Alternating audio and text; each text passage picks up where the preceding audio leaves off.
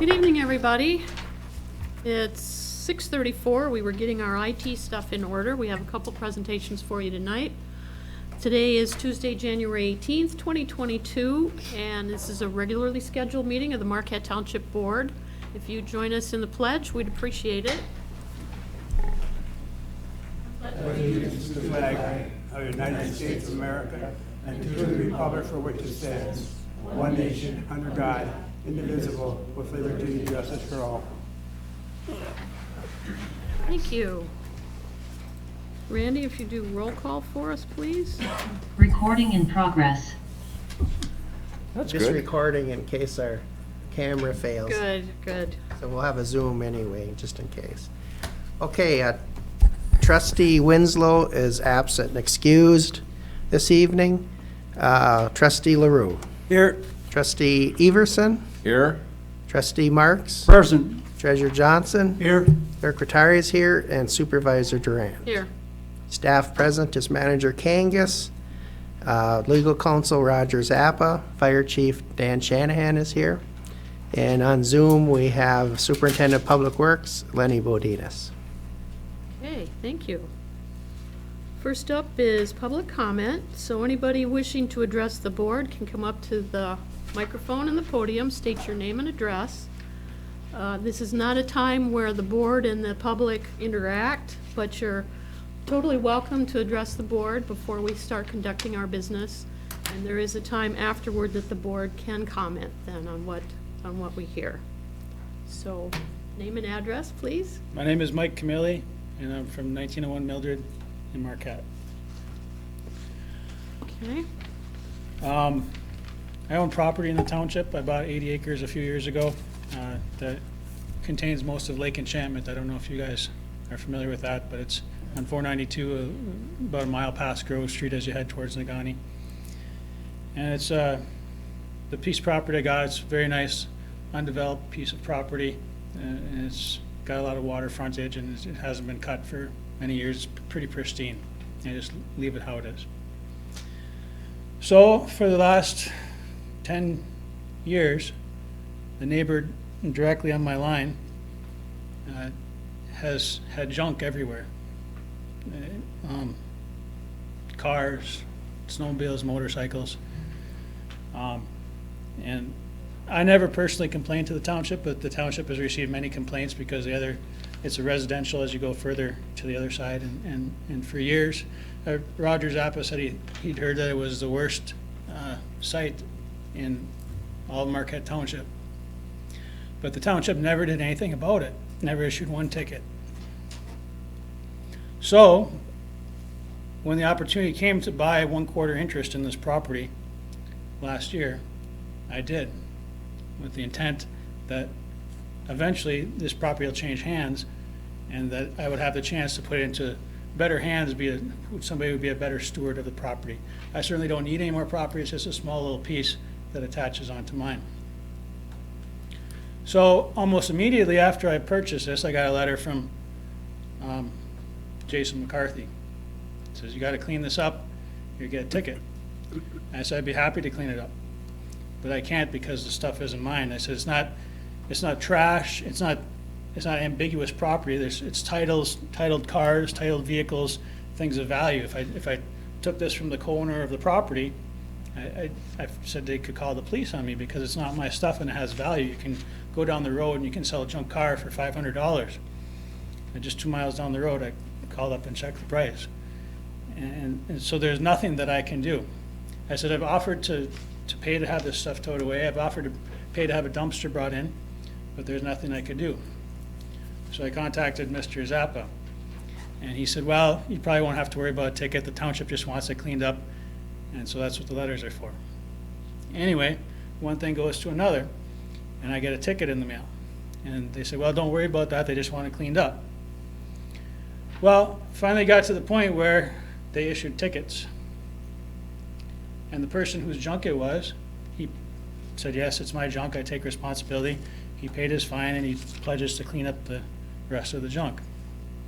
But the problem is that they still want me to be liable for a ticket, a violation, even though there's nothing that I could do to change that. I could go into much more detail about this, but that's basically the summation of it. And I talked to Jason McCarthy, and I said, there's nothing I can do. What can I do? He says, talk to Danny. That's the other owner whose junk it is.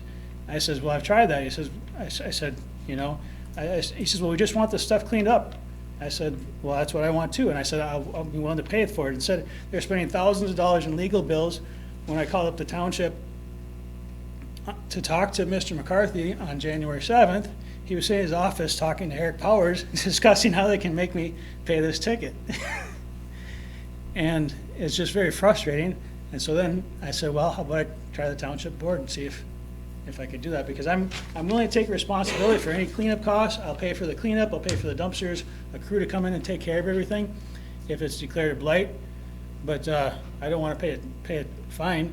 And then Mr. Zappa said, well, they could actually issue more tickets to you, Mike, because every day there's junk there, you could get another ticket. So that's my piece. Hopefully you guys are reasonable and can see that I can't like go against the law to remedy the situation, but I don't want to get a ticket either. Mike, I Thank can't. you. I'll have to ask you later. I'm sorry.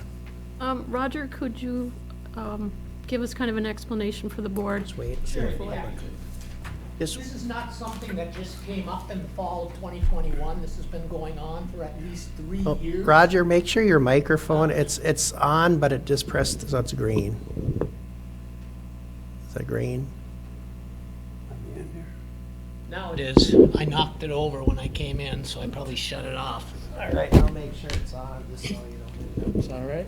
It seems to be on. It's on, okay. This is not something that just came up in the last few months. This has been going on long before I was involved, for at least 3 years. I've got countless copies of letters that Jason McCarthy, that before that, I believe the prior zoning compliance officer had sent to the owners of the property. This really isn't a township board issue, and I'm sure that many of you are aware of the situation in any event nonetheless, but Mr. Camilli was told that all we want is the junk cleaned up. Who is responsible under Michigan law for the condition of the property? Essentially, the property owner.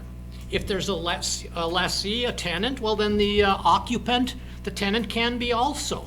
That's one of the hazards of owning property jointly with someone who may have different standards of cleanliness than you do, or different posture as to liability than you do. But the property owners are responsible for keeping the property in compliance with state law, township ordinances, and jointly working together to get it cleaned up. The way it basically works is you have a code enforcement officer, you have staff that has been hired to monitor a whole host of situations, not just junk violations and so forth.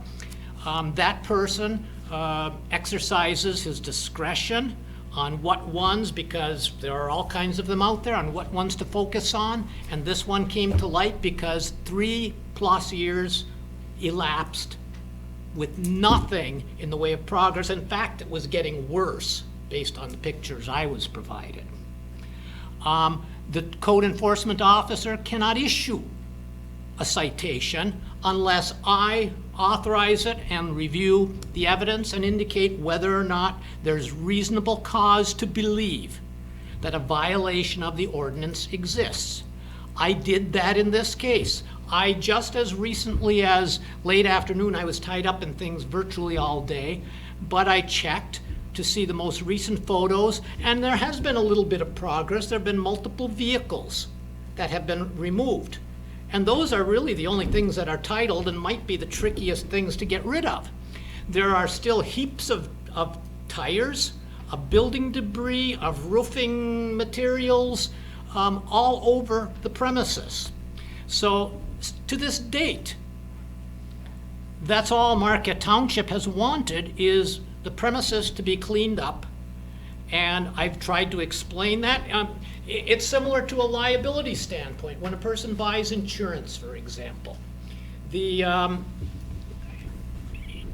I own jointly a piece of property with another individual, whether it's my mother-in-law or my brother-in-law or just an acquaintance at a hunting camp, if a child enters my property and I've got an uncovered well and a child drowns in that property, I might be in Idaho when that happens, and I may not be the person that uncovered the well, but if I'm a joint property owner of that property, then I am potentially liable for that condition.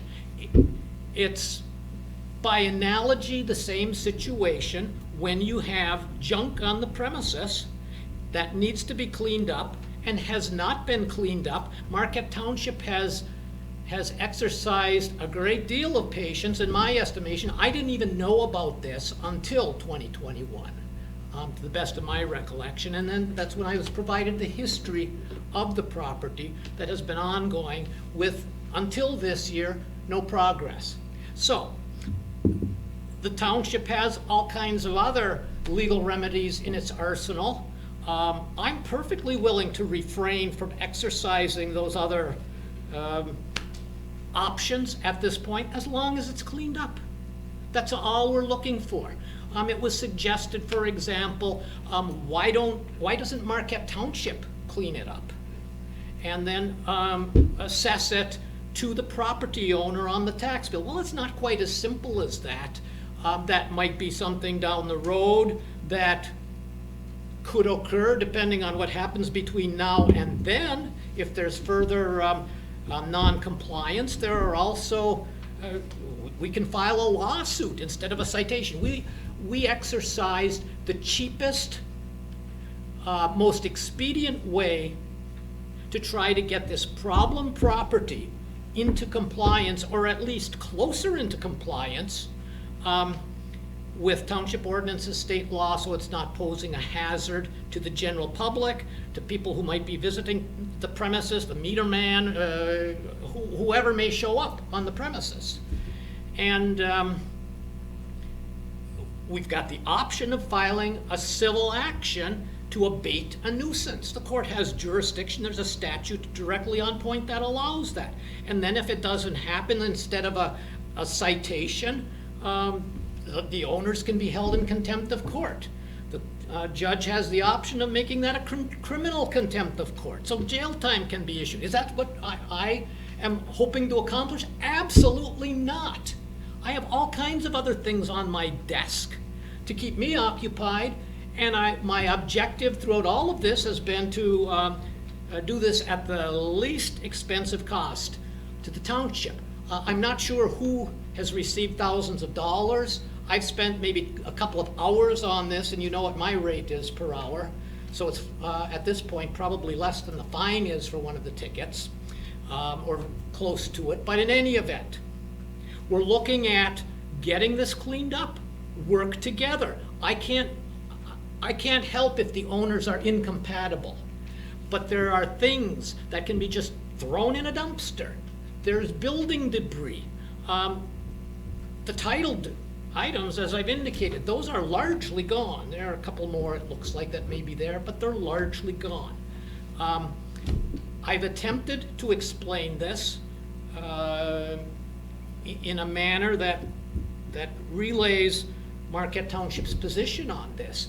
I can say I've served as your township attorney for 29 years, and I can only think of a handful of these that have ever even made it this far in those 29 years. Usually the first letter that goes out, or the second letter that goes out, solves the problem. The people clean it up, it goes away. If that doesn't do it, a citation, virtually always, that gets us to about the 95th percentile of what gets corrected. I have not had one of these that has actually gone to court in years in the township, and that's not because citations haven't been issued or because letters haven't been sent. It's due to voluntary compliance by the residents. So that's what situation is we're still waiting for some voluntary compliance. We understand it's hard to get rid of building debris in the winter when there's snow on the ground. But work with us on that. Get rid of the stuff. If you're willing to get a dumpster out there, get a dumpster out there and throw the junk in there. I know you've taken the position that you can't do that legally. I guess we're going to disagree on that because you are a property owner and you have an obligation to keep the property owner in compliance. I'm not trying to be difficult in the least on this. All we want is compliance. Clean it up. Light a fire. So it sounds like, Roger, the three things I pick up from it is, first of all, this is not a board issue. It's a staff responsibility for enforcing our ordinances that the board did put in place. And that there's probably an issue between the joint owners that we wouldn't have anything to do with, and maybe you wouldn't either. It appears that that's the case. And the assertion that each day a violation continues to exist can be the basis of a new citation. That's correct. That's accurate summation of state law and of the township ordinances, in fact. But there's only been one citation that's been issued in this case to the three co-owners. Okay? Again, because nothing else has seemed to have gotten the attention of the property owners at this point. That's Plural. Okay. Any board member comment? Dan? Do the citations get bigger with the number? I mean, number 2 is going to be bigger than number 3, and it continues to go up? typically because the magistrate and/or judge takes that into account.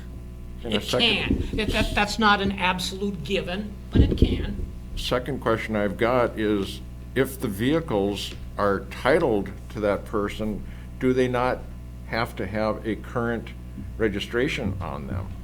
In order to be in compliance Yes. with the ordinance, yes, Yes. they do. And if they But don't? in fairness, I believe the bulk of the vehicles have been taken care of. So there has been some progress in that respect. It's now vehicle parts, building supply debris, and a lot of tires. Car batteries. Anything else, Dan? Okay, Ernie? The only question I have, you're talking about tickets, that tickets go to all the property owners, not any individual one, so they're all liable. That in is correct. No one individual. That is correct. The courts frown on attempting to single out, and will make a direct inquiry of if you have multiple property owners, how come they're not all here? And sometimes there's an explanation, a rational explanation of why they're not all here. But the preference is to cite all property owners. Any other comments? No, I just thought we shouldn't add this on public comment. They're allowed to come and speak. They're with- allowed, but yeah, as a with rule, we whatever don't they. answer. No, well, we do have board member response, and we can have legal response too. So, Thanks for It's out coming. of our hands. thanks for coming, Mike. Well, I would respectfully disagree, because if your staff is asking me to do something illegal, then something that I can't not legally do. I cannot legally remove the stuff of value. Garbage I can pick up, I'm gladly pick up any garbage, I gladly pay to have any garbage removed. But I can't legally take these things of value on somebody who is a co-owner of the property. I can't do it. So if your staff is asking me to do something that I can't legally do, then that's a board matter. Okay, thanks for coming in. We appreciate it. Any other public comment? Okay. Then I need approval of the consent agenda, which tonight consists of approval of the closed and regular meeting minutes of January 4th, bills payable in the amount of $127,379.21. We have the Sheriff's Department activity report from December and correspondence from Marquette County Solid Waste Authority Chair January report. he did talk about signing the agreement with Delta County for recycling, so that's a good thing. And a notice of hearing for customers of Semco Energy Gas Company, case number U-21169. That's a price increase, and I tried to find out tonight what that's for, and I'm not really sure. The person at Semco didn't know. It was an 800 number. She didn't know anything about the increase. The hearing is next Wednesday, so I'm just trying to find some information for everybody. And then the December 31, 2021 preliminary financial statement. Move for adoption of the consent agenda as presented. Support. Okay, all in favor? Aye. Opposed? Thank you. Then with the remainder of the agenda, we're gonna make a shift. We're gonna move the boxed-in video The 80. to 8E, so that we can talk about staff stuff first. I'll move to accept the agenda as amended. Second. All in favor? Aye. Opposed? Thank you. All right, let's start with, I'm not aware of any conflicts of interest. Let's start with the fire department report and staff introductions, which will kind of eliminate B1 too, one also. I will be brief. I didn't bring any staff introductions tonight because I did ask the Pierce representatives to attend tonight. Okay. And it looked like your agenda was pretty lengthy. And I'll also be brief on my December report. I'll just go through the training real quick. Actually, Ned Corey, his son, he works for City Fire, taught us a class, Rapid Intervention Crew, in December, and we'll be back in the end of February to teach us some self-rescue that he's well-versed in. The calls in December were basically the same. The numbers were up a little bit. Actually, the medical calls were down a little bit at only 63%. As a year-end total, our numbers were down about 21 calls. Membership is staying the same. I will give the membership a kudos, and Dan, for you encouraging it. Well, let me explain first. The firefighters did a ring the bell at Super One in December, and it's firefighters versus cops. And I guess Dan showed up and put a nice donation in and encouraged some others to put a bigger donation in. I heard about that, and the guys did real well. So thank you, Dan. How did we do? Did we beat them? We did this year. All right. Yeah, we were a little more versed in it this year. Previous year, they always had their K-9 team out there, and dogs are pretty hard to beat. But yeah, no, this year we did real well. That was nice, yeah. Grants, like, as you're aware, we did apply for the AFG, and that's possibly for an ambulance, or will be for an ambulance. And we're applying, or Mike's going through the micro grant process right now, and that will be for a fit tester, which we do, and we do that. We do fit test anybody in the county that would like for us to do that. One other thing briefly, in July of 2020, if you remember that near drowning we had our little press, that marina, and I've been contacted by the Carnegie Hero Foundation a couple of times, and we must be getting closer to the process for this person to be picked as the Carnegie Hero Award. But we will be having an interview again with Carnegie later in this week. But yeah, her name was Marina, and if you remember, she was the captain of the St. Cloud swim team, and she went out there and rescued those 2 children and actually an uncle that day. So I remember you asking, is she going to be? And I asked, well, state police was sort of their jurisdiction in that on that particular call. But no, she's been nominated, and Carnegie Hero Award Foundation has been contact with me a few times about that. So, any questions on anything? Anything? Thank you. Okay, thank you. Thanks.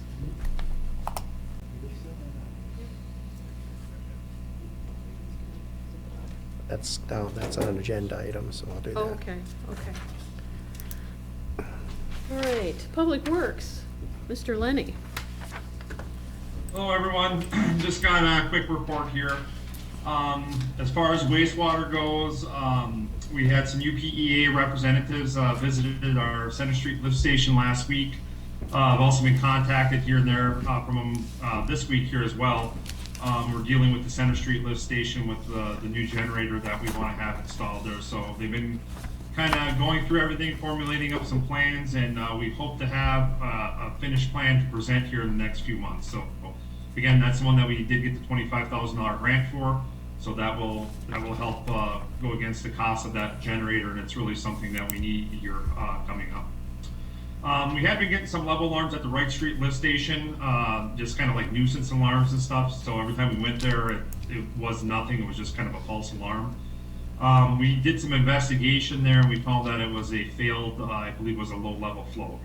So we got that float repaired and replaced, and we're good to go, and we're not waking everybody up in the middle of the night with alarms that really aren't alarms. So we don't like that too much.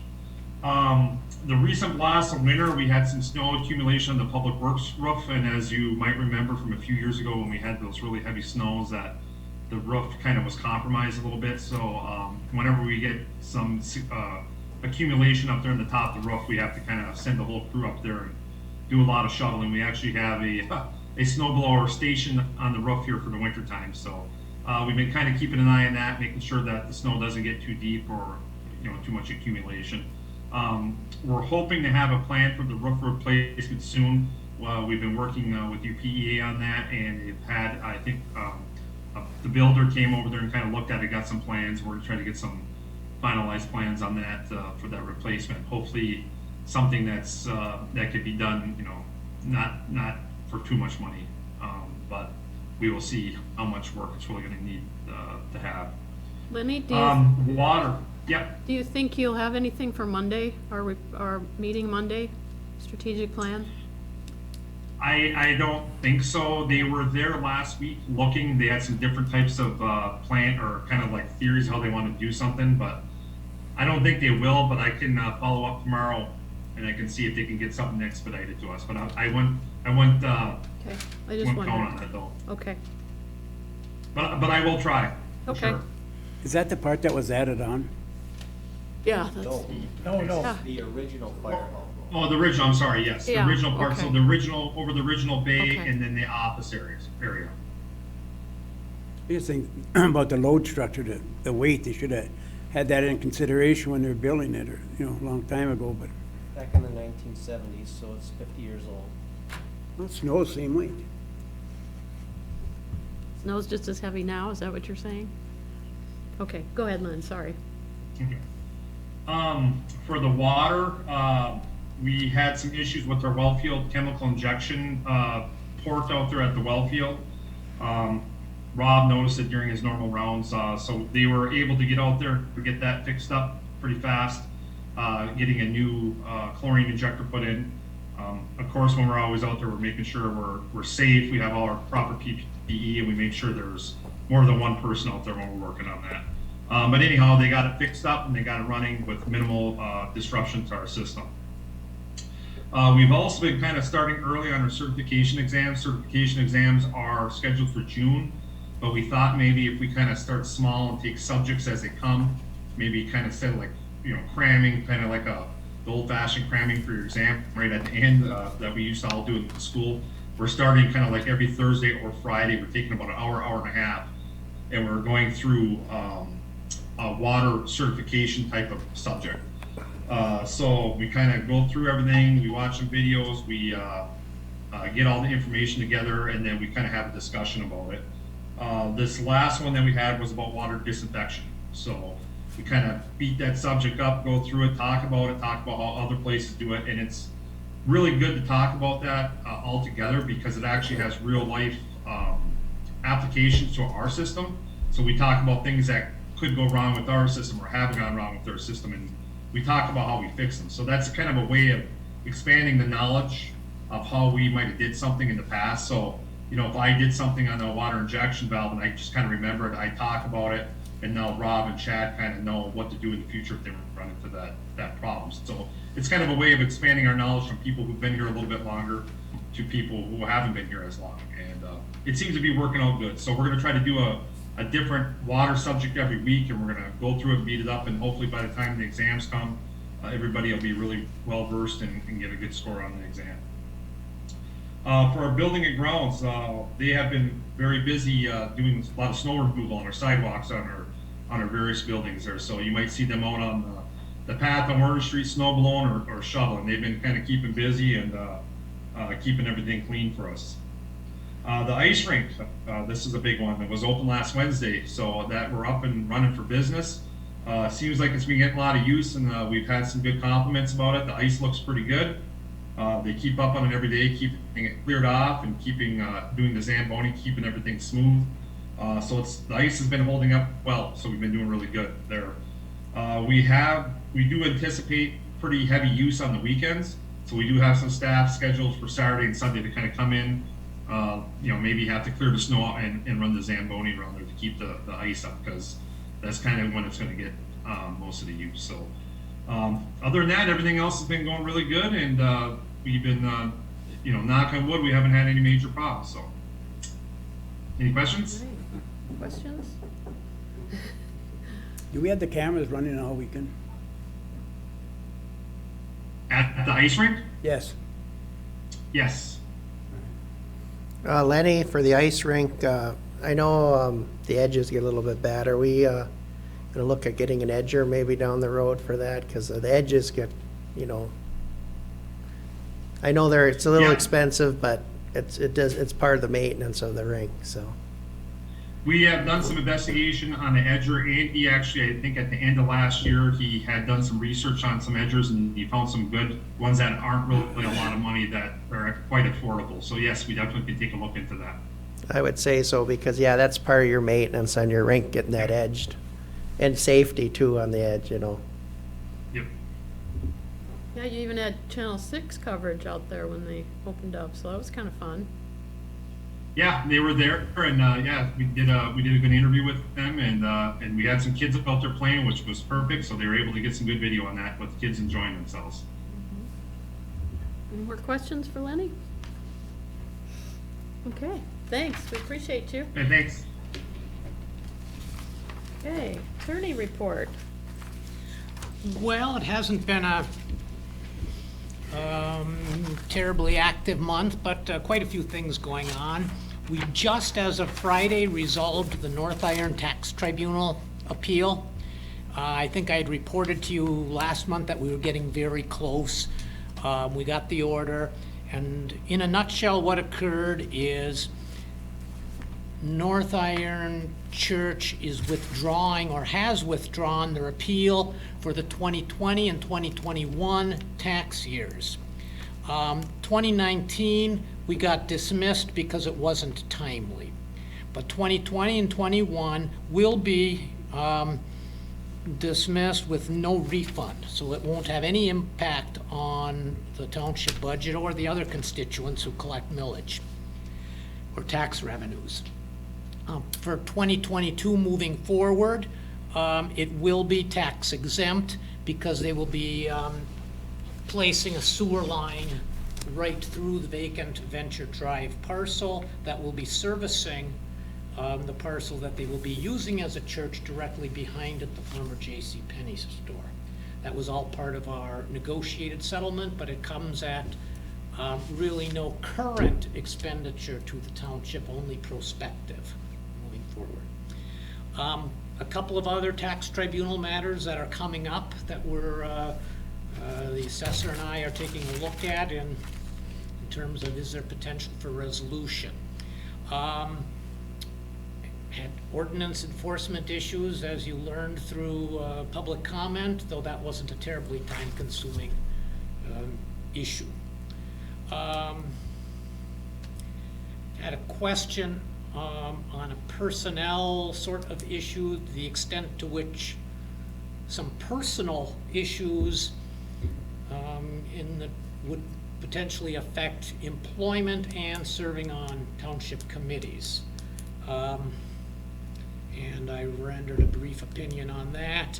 We should have a letter going out on the payment in lieu of taxes, Lost Creek matter in the next day or so. That has gotten preempted a couple times in the past 2 weeks by other things, but that's basically ready to go here in the next couple of days. Since my last report, we were in the process of the finalization of the assessor transition under the new contract arrangement. And at least from the legal realm, I'm not aware of any problems or issues in implementing that effective the beginning of the year. And basically, had a brief update on, remember we had the contingent vacating of the alley, I think 3 meetings ago now perhaps, and it's looking like the purchaser of the parcel is going to keep looking elsewhere, so that they weren't happy with the road commission's posture on the subject. And that, you will recall, that's why we did a contingent vacating dependent upon what the road commission did. So there's nothing further we need to do until we learn that there's a change in the stance of either the developer's position or the prospective purchaser's position. I did see, Roger, that deed was filed also, correct? Or the resolution was filed in the Register of Deeds. I think what you saw was the resolution for the Cox Avenue and former Wright Street resolution. That was filed in Lansing with the Lara department. Because it's a land division. Yeah, I did see it. It affects a plat. I did see it filed, though. And that's what was filed. The other one is still being held because there would be no reason to file that other one unless or until the road commission acted in the manner that the purchaser was hoping they would have acted. Here's a question. Why would the road commission hang up on that? It's gonna cost us tax dollars. Well, there's a practical side of that. A plat is really supposed to reflect proper boundaries and land divisions. So the only thing the road commission did is they did not say they wouldn't vacate or wouldn't abandon that little strip of alley. What they said is, we will abandon it, but in order to do that, you need to amend the plat. So the plat would then formally, at the Register of Deeds office and as recorded in Lansing, reflect that there is no alley there. As opposed to what we see in the city of Marquette plats all the time, as somebody sells the east 20 feet of lot 15 of block 7 of Harlow's addition or whatever. So the plat doesn't really reflect anymore where the true boundaries are, and that's what the road commission is looking to do. They're not wrong necessarily in asking that, because it's very easy to get what you want and ignore the portion about amending the plat. So they're getting a little bit more particular in just making sure that gets done. You'll recall when we being Marquette Township abandoned the one block of Erie Avenue between Summit and Cherry several years ago now, we did go through the plat amendment process. We filed a circuit court action in Marquette Circuit Court before Judge Mizuki and served all the people within the proper radius and listed all the defendants and so forth, so that plat was amended. It just sounds like it's just another legal jargon that they have to go through. It does involve a lot of hoops to jump through and is a lengthy process. Because, the proposed, I think they were gonna build something there, which, On top of the alley. which would have brought in tax revenue for us, unfortunately, that if they go elsewhere, maybe we won't get that. Well, the latest word I had is that the current owner was considering, hadn't committed to, but was considering seeking a plat amendment in any event, just to make those parcels on both sides perhaps more marketable and attractive to prospective purchasers. So in the long run, it may be delayed tax revenue as opposed to lost tax revenue. Well, that's good. Hopefully it happens. Any questions for our attorney? Okay, thanks, Roger. Okay, we moved boxed in down, so community linkage, I have just a couple things to share with you. Speaking of Judge Mizuki, at the supervisor-manager meeting that Manager Kangas and I attended last week via Zoom, Judge Mizuki, or no, actually you weren't there, right, that's right, you were doing training, John. Judge Mizuki was online answering some questions about the jail situation, pardon me, and what can and can't be done, and about the people that are coming through there. It was pretty informative for some of the supervisors and managers that do follow that meeting. The manager and I did have a conversation today with Lake Superior Community Partnership regarding the membership that we just purchased. They're gonna send us an invoice, and we got a list of 10 different things that we are able to participate in. So I asked Megan if she could come to our February 1st meeting, and she said absolutely. So she'll come and give you an update on some of those items and kind of see a little deeper how we can work with them, or how they can work with us, either way. Anything you wanted to add, John? Not specifically, other than the invoice has been received and approved and put in Lois's box, so she'll process that with the next round of checks, I'm sure, along with links that we can use to access our account. And hopefully Megan will come and talk about all of the various benefits that we do receive from being a member. I just have to warn you all, she's very energetic. You might have to do calisthenics or something. I'm kidding. But there are certainly going to be opportunities to partner with the partnership moving forward. We just haven't identified anything specific to date. I think the longest thing we talked about was the email blasts, Yep. how beneficial that can be for us. Yeah, the only question I have about the email blasts, which we can follow up with them on, is the range of the blasts they send out is going to be far greater than our constituents here in the township, so we just have to decide wisely which ones we send through them and which ones we send through our current process. Let's see, so she will be on the agenda, and then, I don't know if you noticed, your planning and zoning, I think Ernie, you were reading it. This is the January version of our planning and zoning guide that we get from Mark Wyckoff and his staff, and marijuana's on it. It says, as the sales and establishments and tax revenues go up, there are threats of black market products falling into the hands of especially children. And there were just two things. According to the Michigan Marijuana Report, Michigan generated $985 million in cannabis sales in 2020. And a federal study shows the link between pot use and suicide in young people.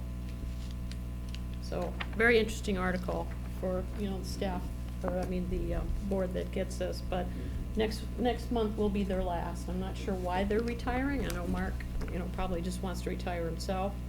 So if you have any questions or comments you want to give them, you can email them. A lot of pot. They'd like to hear from us.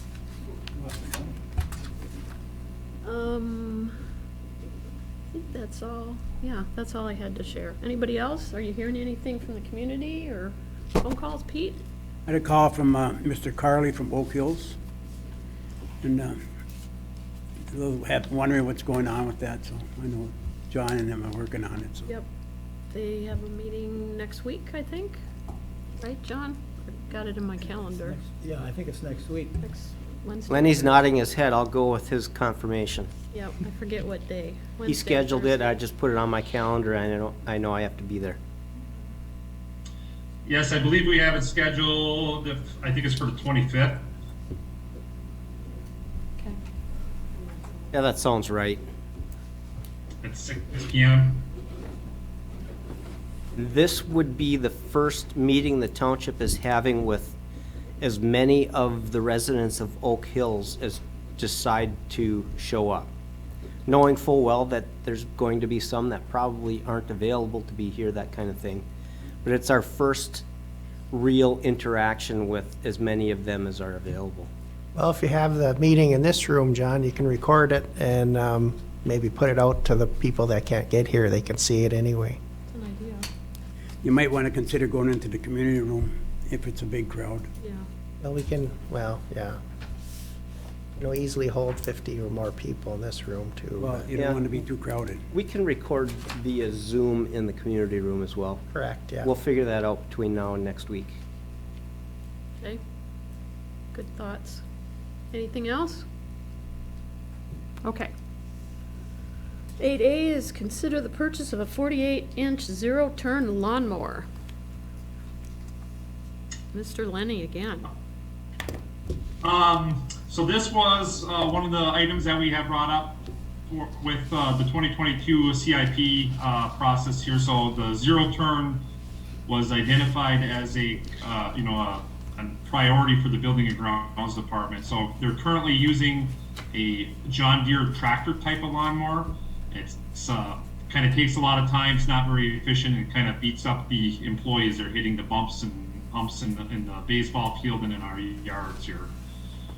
So we did go out and we got some quotes for a zero-turn lawnmower.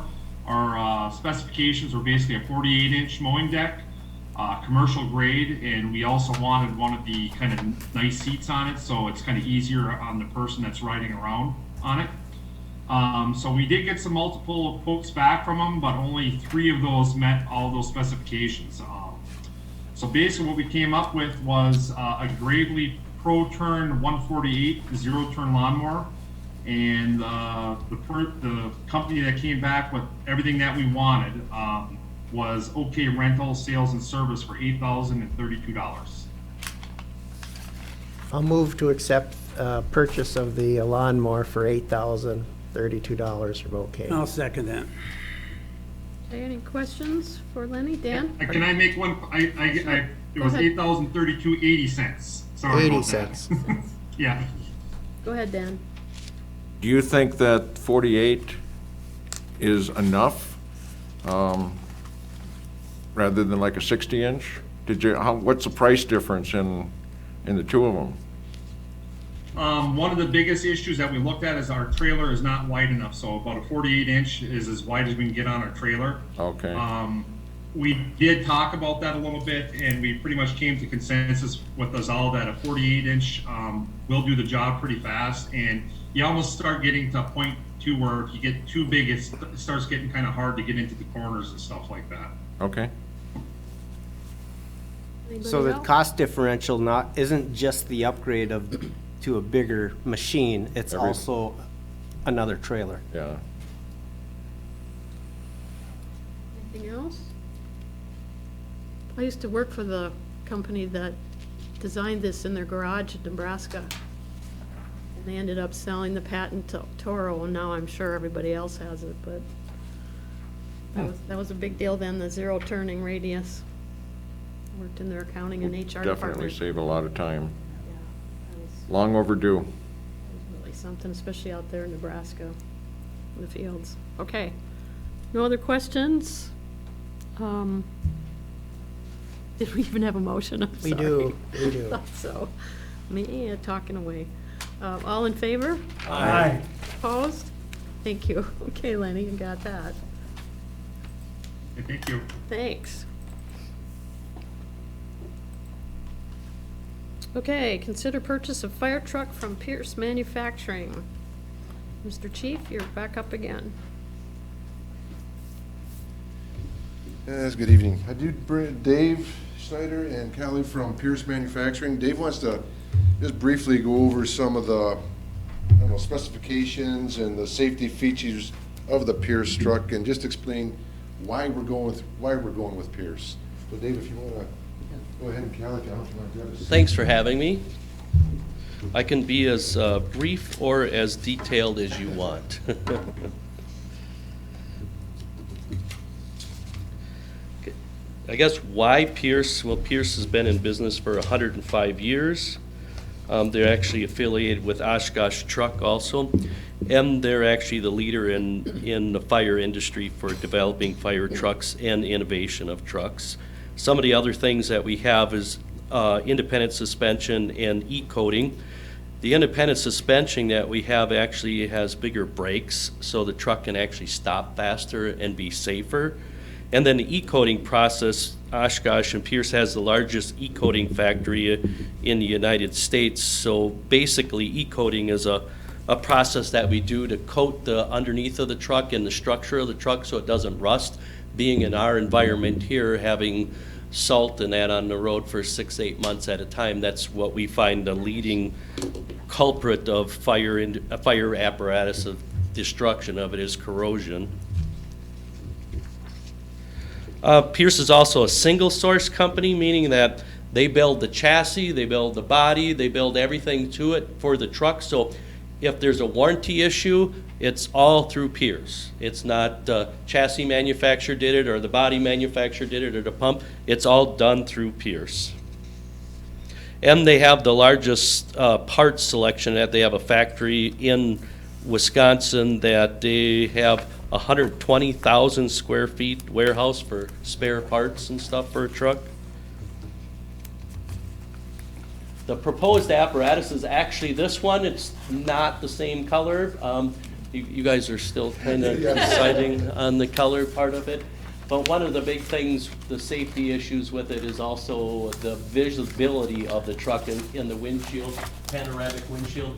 We have very small areas where there's actually blind spots and intersections and stuff. Also, like I say, the visibility, ergonomic serviceability, maneuverability. So with the TAC Force suspension too, we actually get a 45-degree cramp angle so that the truck can turn around in a shorter area and sharper, like in cul-de-sacs and stuff like that. The other thing is with the TAC Force suspension and that it actually works on the rebound side of the suspension. So when you're going through roundabouts and that, the truck doesn't lean going through roundabouts, so the stability is a lot better. It actually passes the tilt table test with 50% better than the NFPA requires. The windshield part there, that's part of the panoramic windshield with 3 wipers for less blind spots and that in the intersections. They went with a raised roof, so getting into the back of the cab, they have a 10-inch raised roof where they can get in and stand up to put their gear on and sit in place. They also went with the hands-free SCBA holders, meaning that when the SCBA holders are in the seat and you hit the brakes, they're kind of like a seatbelt. They won't fall out and fly around in the cab and that, but once the truck is stopped and the parking brake is on, they can put them on, get up and get out without having to worry about getting them caught on anything. This is the inside of the cab. Like I say, the visibility from the crew standpoint and also from the driver officer standpoint. The forward roof design so NFPA actually has a standard that you have to have so much headroom. So if you go over a bump or if the truck rolls over, they have to have enough headroom so you don't get a broken neck or back. This truck is also equipped with frontal airbags and side roll protection for the firefighters. The door, we went with this cab also because of the door openings. It has a larger opening for getting in and out of the cab, and then it actually has an ergonomical step so you have less chances of twisting an ankle and that getting in and out of the truck. The back part of the cab is designed to where you can actually change the inside structure, I shouldn't say structure, the organization of the cab as the department's needs change. So what that means is you can actually bolt seats in, or you can bolt EMS cabinets, and you can move it at 3-inch increments, and all the pull testing is all done. So if you move the seat over and you move the seat belt over, and it mounts to where it's supposed to, the pull testing for safety and that is all done. And so as the department's needs change, maybe they need more seats or less seats and more EMS cabinets, they can actually change that without having to go through a lot of hassle. We talked about the steps, the handles that we designed for the firefighters or for a gloved hand, so they can fit in there, open up the door and close the door without having to take their gloves off, just ergonomically. We talked about the step a little bit, but it's actually a two-step process, and the step actually comes out past the cab, so when they step out, they don't miss it, they actually catch the step without less problems with ankle twisting and stuff. Also, that has they have rear heaters and defrosters in there. This cab actually has a robust heating air conditioning system, and the air conditioning is actually interfaced with the defroster system. So when you get 6 guys to go in a cab and they're all wet and humid, it doesn't fog up the inside of the cabinet.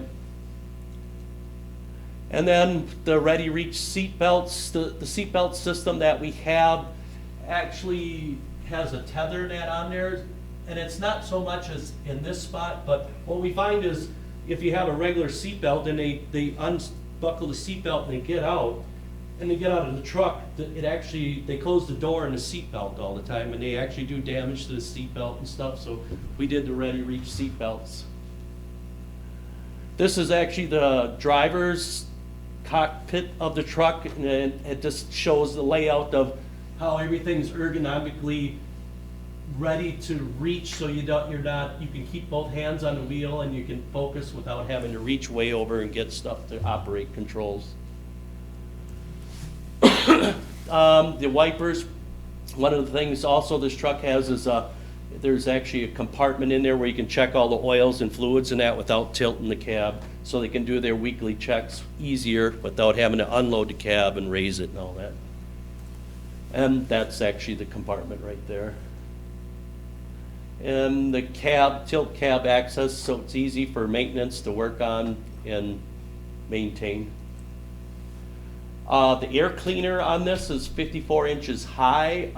Hopefully you don't have any floods or anything like that, but we do that so if you have a flooded area or water splashing up and you're driving through a flooded area to rescue people, it's up high enough to where it doesn't suck water into the intake and ruin the engine and cause it to quit.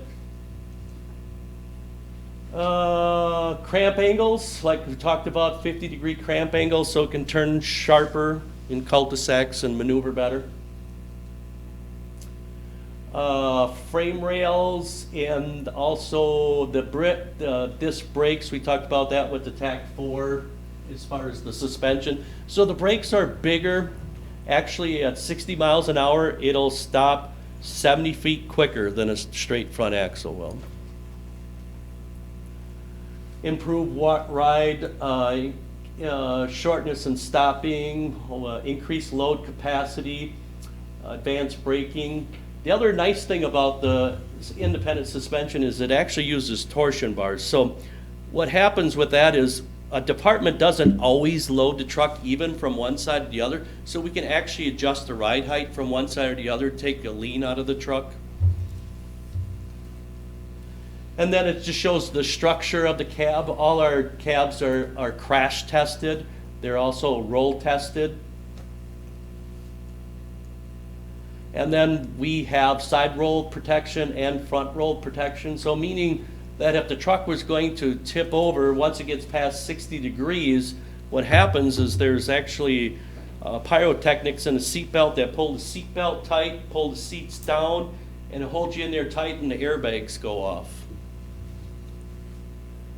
We spec the PACCAR MX-13 engine for multiple reasons. One of the biggest reasons is because there's a Peterbilt Kenworth dealer right down the road there, so you don't have to go far for warranty in that.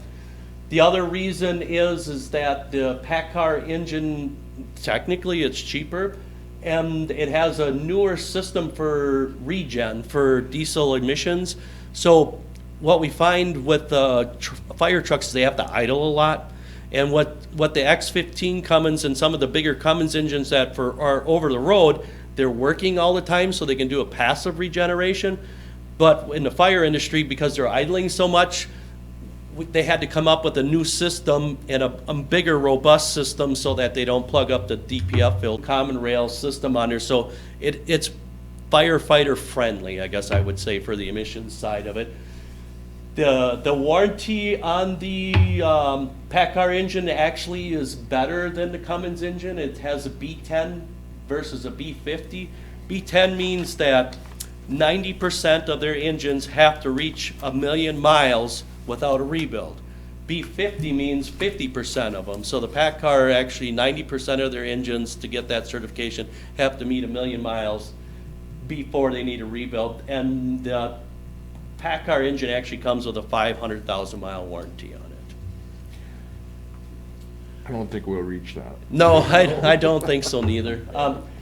I talked a little bit about e-coating. We do two processes. We do e-coating and we do hot dip galvanized. So e-coating is it's a process where they electroplate they charge the material electronically and they dip it, and they can control the thicknesses. So they can actually, we use that on steering components and that where tolerances are very specific, and you have to have specific tolerances to get alignment.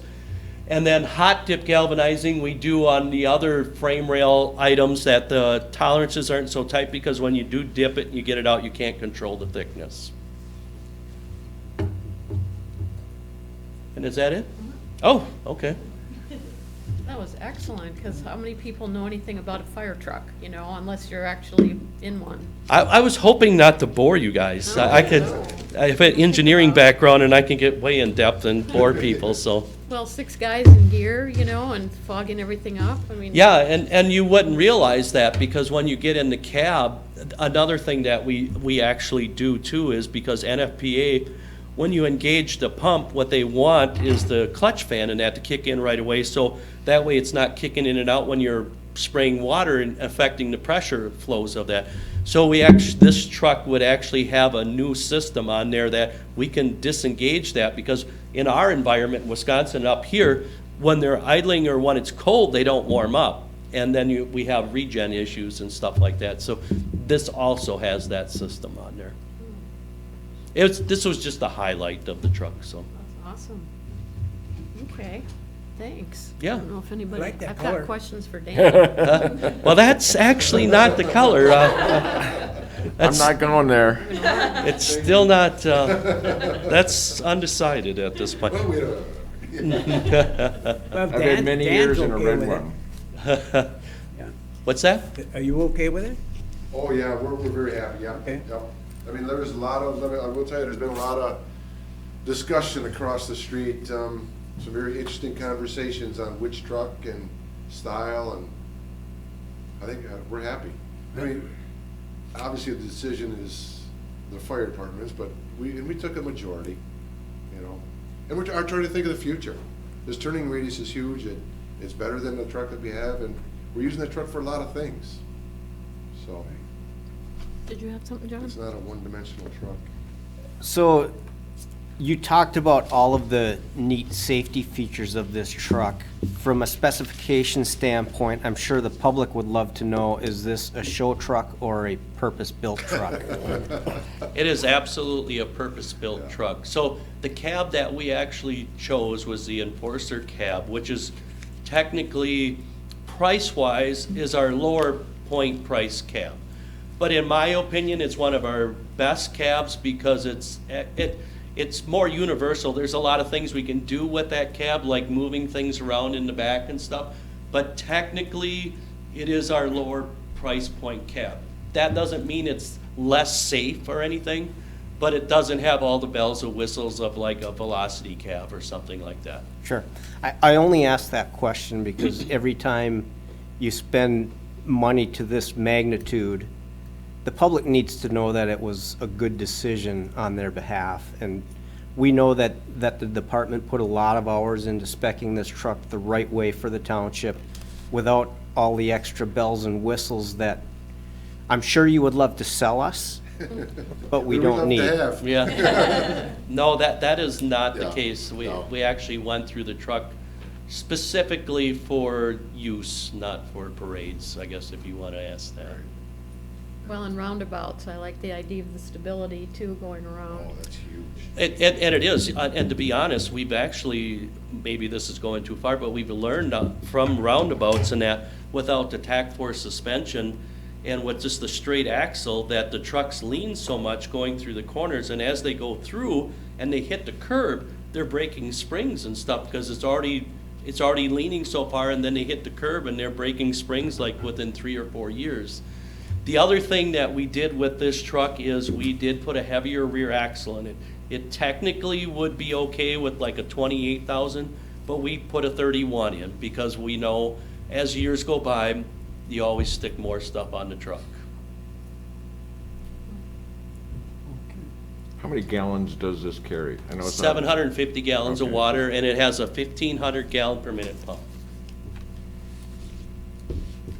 So Dan, tell us about, did you have a question for Dave? No, just go ahead. I have a comment when you're through. That's Oh, all. I was just gonna Okay. find out from Dan, what is this replacing? How many vehicles you're gonna have? What happens to what we have? Are you selling, buying more stuff, or? We're gonna sell our old one to date, Pierce Manufactured Dave. No, we'd love to. That hasn't been decided yet, what we're gonna do with our current number 2177. It is our rescue pumper. That hasn't been decided yet. Its value, Dave will tell you, it's not very much, very high. I don't know if we go through a broker or what we're gonna do with it yet. We're gonna have 16 to 18 months before we'll be receiving possibly this truck, and that's if you approve, the purchase and everything, but. Did you know that the West End is trying to figure out, I don't know how many communities in the West End are trying to decide if they're gonna do a fire authority I've heard rumors about that, or yes. ambulance or both, or, because they don't have the personnel. That's Correct. why they ended up giving up their ambulance in the first place, but Oh, you're talking about the far west end? Far West, yeah. Yeah. And I don't know, like 5 communities or what, I have no idea, but I did hear that at one of the township meetings. Oh, I'm sure. That's been talked about for a while, yeah. So That's I don't know if this would be good to sell them, or if that would be a mistake, or, Actually, no, I think they're gonna be okay, those communities. And that's we bought one of our ambulances Yeah. from one of those communities. yeah, okay. You need a backup, Dan? That would be, if we had a garage, Storage? yeah, right behind our current. You walked into that one, Pete. Yeah, no problem, we'll just add on to what we got. Our trustee of the room, I'm sorry. There is no problem with that, you can add on to it, we got the property there, you Yes, can add on right, to it. yeah. No, that No, I would be mean- nice, but I don't foresee that happening, Okay. just because of the room. We don't have the capabilities to do it. Well, that's an extra expense too, to have lots of vehicles. If it's not insurance, it's, staffing them and keeping them up. Right. But the demand on us for agreements with the different cities and towns and that, we could be somewhere else and we'll need one from Marquette or something. Same thing with your ambulance, look at the ambulance, what they're doing, we're going through with them, We had another Marquette call today.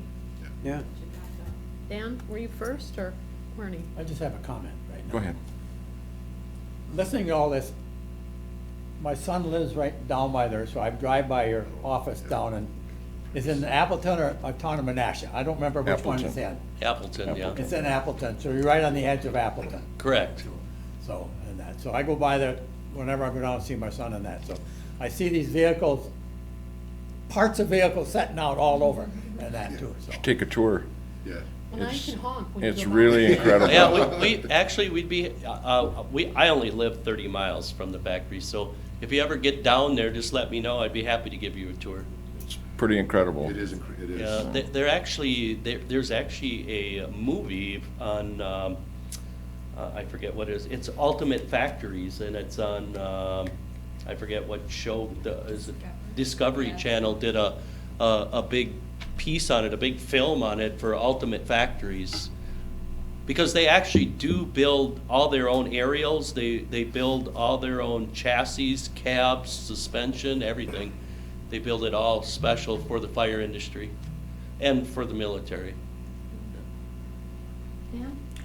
Yeah, I'd like to make a motion to sign a purchase agreement with Pierce Manufacturing and to pay the bill in full before February price increase not to exceed the amount of $720,000 for a heavy-duty rescue pumper. The motion includes a short-term inter-fund loan from the general fund of not to exceed the amount of $125,000. Support. Okay, motion and support.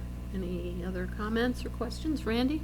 Yeah, this was a item we discussed in our strategic plan, and one of the reasons why we got the fire millage going, because we needed this piece of equipment. The reason we have the short-term loan is because we're not going to collect the amount till later in the year, and it'll cover the 720,000, and so that's why we're just taking a short. So the residents know we're just taking a short-term loan. That's the reason why. It's not even a loan. What does Lois call it? Inter-fund? It's or- an inter-fund Yeah. loan, and the only reason it's necessary is to beat price increase. Yeah.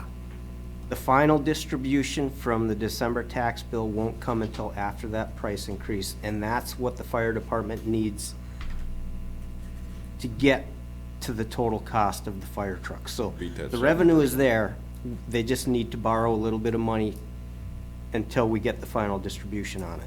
And yeah, just so the residents know, we are saving money by doing this. So we're Yes. saving 7% and 700, that's a significant savings, so I will support this motion. Ernie? To follow up on clerk retirees on the dollar amount, because of the way the dollars come in for our taxes and that, they're coming in daily, but it doesn't come in as a bulk amount when we need it. So the last bit of dollars will come in, we'll turn over whatever has not been collected on the first workday of March to the county, and then we wait, and we wait till we get the final dollars from them. That could be the end of March, way into April, before we get the final dollars for that. So those dollars are coming, but being the treasurer, I can't pull it from anywhere else. I have to just wait till everyone pays their bill and that. So that's the way we stand at this point in time, so. Good info. Anything else? Okay. All in favor? Okay. Opposed? Thank you. Thank you. Thank Thank you, you for the guys. Yeah, thanks for presentation. having us. You bet. Yeah, great Dan, presentation. who is gonna be the one to sign that? Will be the manager, or you, or the supervisor? Who will be signing that? I will leave that up, I'll leave that to your decision.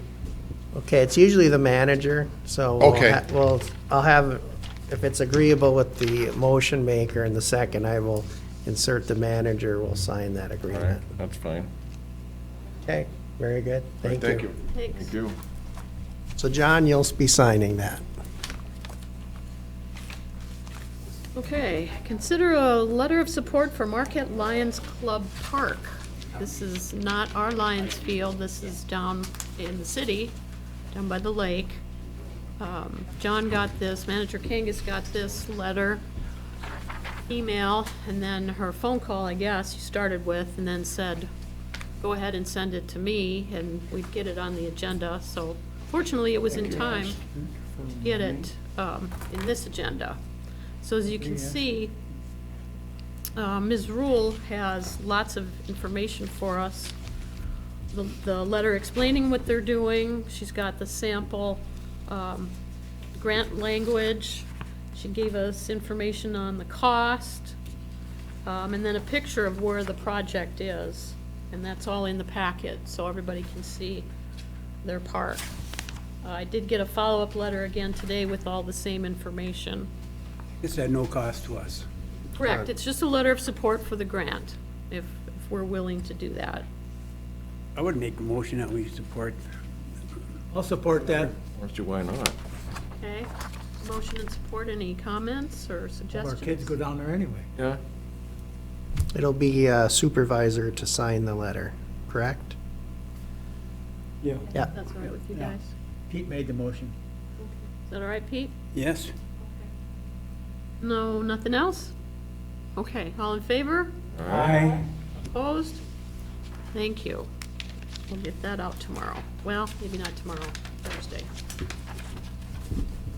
All right, approved 2022 rate increase for legal services. You also have, I'm gonna go forward, board action item in your packet. I'll make a motion to approve the legal service increase $6 per hour from Benzinger, Cotant, and Minks for years beginning in 2022. Support. Lots of support. Comments, ideas, suggestions? It's well worth the money, the increase in $6 an hour. Was it $6 an hour? It's well worth it. We do use Roger quite a bit, but it's a lot cheaper than having an attorney on staff, so. And he's agreed to hold that rate for another 3 years. His last rate increase was good for 4 years, I believe. So, Can you argue with that? Hey, With such a nice guy. Did we get besides. 5? If his personality would pick up a little bit. Be careful, Pete, it may go up higher. Did you support He that, can't Pete? smile anyways. No, John did. Oh, John did, okay. Anything else? No. All in favor? Aye. Opposed? Thank you. All right, now we can do our boxed-in video. Okay, so we'll This get, is a presentation that Northern Michigan University put on. Dwight Brady, I don't know if he was the director, the producer, maybe both, and their students. And it's about the dark stores. It was done in 2016.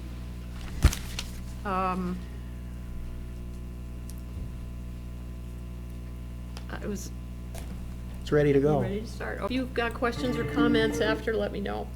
Go ahead. I'm gonna turn the light off. Big box stores. 4 walls surrounding tens of thousands of square feet of the things we love to buy. However, recent court decisions in Michigan have pitted these retailers against local governments in a legal battle over taxes. The communities feel betrayed as the big box retailers take what is legally theirs. Welcome to Boxed In.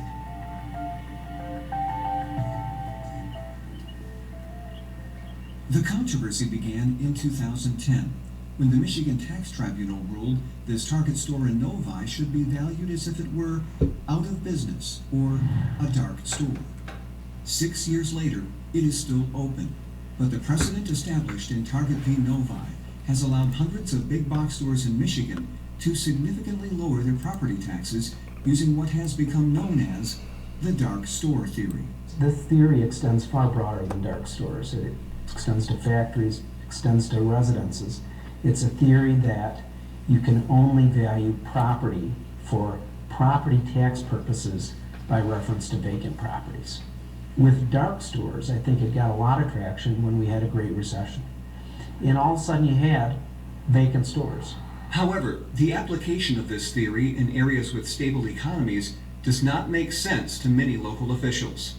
I know they just held their grand opening, their ribbon cutting. I know they just opened. I know you ran infrastructure there. I know you've got your police department already responding to the retail fraud complaints that are pouring in. I understand that there's traffic congestion.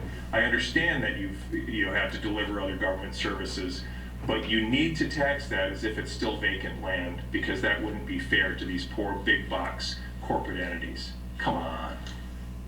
Limita is the superintendent in Grand Blanc Township and served as the supervisor in Marquette Township when retailers began filing for lower taxes. You take a Lowe's in Marquette Township that costs $10 million with land and improvements, and the Michigan Tax Tribunal rules that it's worth $3 million, you're basically saying that it's the same value as the dirt that it was built on. That's a tough one to swallow. In the case of this Costco in Kalamazoo County, the value of dirt wasn't low enough. According to county records, Costco paid $5.5 million just for the land the store now occupies. And after it spent an additional $12 million to build a new store and parking lot, Costco appealed to the tax tribunal to have its true cash value lowered to $4 million. When the township of Oshtemo presented a legal challenge, Costco withdrew its appeal and settled for a true cash value of $8.75 million. Despite the objections from local units of government, The chief judge of the Michigan Tax Tribunal says he and his colleagues are simply following the law. Nobody's got a bias. Nobody's been told what to do. There's been some discussion I've seen about that, some chair told everybody they had to write a certain way. That's never been the case as long as I've been involved in the tribunal. We look at each individual case and we try and apply whatever we get out of that case to the law. Lasher, who used to represent local governments before the tribunal, says the reason property owners are winning is simply because they can afford a better legal team. The real issue here is the inability of townships or municipalities to financially defend the assessments. And that's the real issue. There's a real inequity in the way the financing of appeal defense really occurs. Legally lopsided or not, former tax tribunal chief judge Jack Vancouvering feels the dark store theory has pushed the current tribunal too far from traditional assessment policy. We are in the land of entire hypotheticals where vacant property from almost anywhere is now the measuring stick for value in Michigan. The hypotheticals Vancouvering is referring to are based on the premise that big box stores are built to suit and not meant to be sold or leased. Following this logic, the assessed value must be based on the assumption that the big box will be of no value to any other retailer if the owner of the store decides to sell it. But Vancouvering is quick to point out that the issue of functional obsolescence was already settled in Meyer v. Midland in 2005 when he was the chief judge at the tax tribunal. The bulk of the store, the big box, the curbing, the sidewalks, the pavement, the utility, water, sewer, all of that was completely suitable to the market and had a market value. So I look at that as an aspect of how to value any store. Julie Brixey is the treasurer for Meridian Township near East Lansing and says this Home Depot has been right at home in an old Myers Source Club store since 1997. It was a very good reuse of a perfectly good building for Meridian Township. But then ironically, Home Depot came in and said, oh, we can't possibly resell this, when that's how they're there. They're there in exactly that type of a reuse of a building. Of course you can reuse these buildings. There's no reason why you can't reuse them. It's just completely manufactured and a made-up argument. Home Depot would later go on to have the true cash value for the Meridian Township store reduced to $4.6 million. They paid $6.3 million for the store in 1997. In certain circumstances, Brixey agrees with the dark store theory.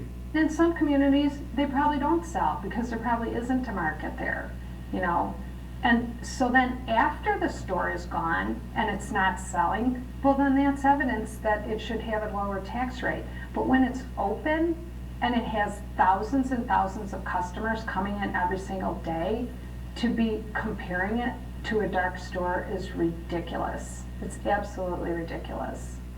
The Michigan Chamber of Commerce feels these appeals and rulings are justified. A number of businesses in Michigan believed they were overassessed on their real property taxes. So, like any taxpayer, they have the right to challenge those. They legitimately challenge those, and the Michigan Tax Tribunal has, by and large, sided with those taxpayers and said, yes, indeed, you were overassessed. Anyone that feels they've been overassessed should challenge those. The courts may or may not side with them, but no taxpayer in Michigan, whether it's a business, a large or small, or a homeowner, or an industrial taxpayer manufacturing, should be expected to pay more than what is uniformly required in Michigan. According to a survey conducted by the Michigan Association of County Treasurers, local governments have already returned an estimated $200 million back to businesses through dark store appeals. And with Proposal A capping the annual increase in taxable value to the rate of inflation, local governments will lose hundreds of millions more in the years to come. And that is of great concern to Marquette Township Manager Randy Gerard. If this continues and we have more and more and more businesses taking advantage of this loophole, if it's not stopped, if it's not plugged, if the taxation issue isn't resolved in the state, we will, in the not too distant future, within 2 to 3 years, not be able to maintain our infrastructure. and that is not in anybody's best interest. Services have already been scaled back in Marquette County with the closing of the youth home for troubled young people. And the public library has cut back on hours and staff. I don't think that right now what people see at the library is sustainable, not with all of these challenges to its funding. And that's very sad for me, because in 24 years we did a lot. We won a national award. We were one of the best libraries in the country, and now it's just on a downward spiral. There's no way it's going to be the library in 5 years that people saw 5 years ago. While smaller communities like Marquette have been hit especially hard by dark store decisions, a spokesperson from the Michigan Retailers Association says local governments have the ability to solve the funding problem. If the property tax system is not providing the amount of revenue, local community could impose an income tax, as many local communities have. There are other ways to fund it, but I don't think you can, pin the inability of a community to provide the types of services that it wants or that it needs to provide, strictly on the backs of one part of the property tax system. But a citizens group in Marquette County feels increasing taxes on residents is simply shifting the tax burden. If these corporations aren't paying their fair share, then other people are making up the difference. The residents of the communities, the working people of the communities, are assuming a greater responsibility than they should. These are big retailers. These are multi-billion-dollar corporations when you look at their annual revenues. And they have a responsibility to be good corporate citizens. Public schools will likely not see major reductions right away due to the State School Aid Act that requires the state of Michigan to hold schools harmless if their revenues are affected by a tax judgment like the dark store rulings. However, Marquette Area Public School Superintendent Bill Saunders wonders how long the state will be able to afford these reimbursements. As I travel downstate and familiar with a lot of the larger communities, we're pretty small. We're just a little blip on the radar. And to talk the amount of money that we're talking and the devastation that has on a community our size, and now you start to blow that up, and we start to look at the suburbs around Detroit or the Grand Rapids area or the Lansing area and start to look at the larger communities, it certainly could set education back decades. In the wake of declining revenue streams from dark store decisions, over 150 businesses in Marquette and more in the city of Escanaba have signed on to what is called the Bright Stores Initiative. According to the director of the Marquette Chamber of Commerce, Jason Schneider, Bright Store owners have made a pledge not to use the dark store theory for reducing their taxes. A lot of our members are really concerned about it gutting the local and municipal governments. The streets, the fire service, the police protection, all of that is funded by local tax dollars. And most businesses are comfortable paying their fair share, hence the Bright Store Initiative. Basically, it's an issue of fairness. Here we are hardworking folks. We support our local community, homegrown, small business, been here, the business 70 years. My brother and my brother's worked here 40 years. I've been here over 20 years, and we're paying our fair share. Why shouldn't everybody? I mean, it's basically as simple as that. They're exploiting a loophole in the system, and it seems to me it would be relatively easy to fix that. It's kind of a no-brainer to me. Are people going to shop our store because of it? No, probably not. I hope they would, but we didn't do it because we thought that would gain an edge. People shop our store because of who we are, not necessarily what we are. That's just a bonus.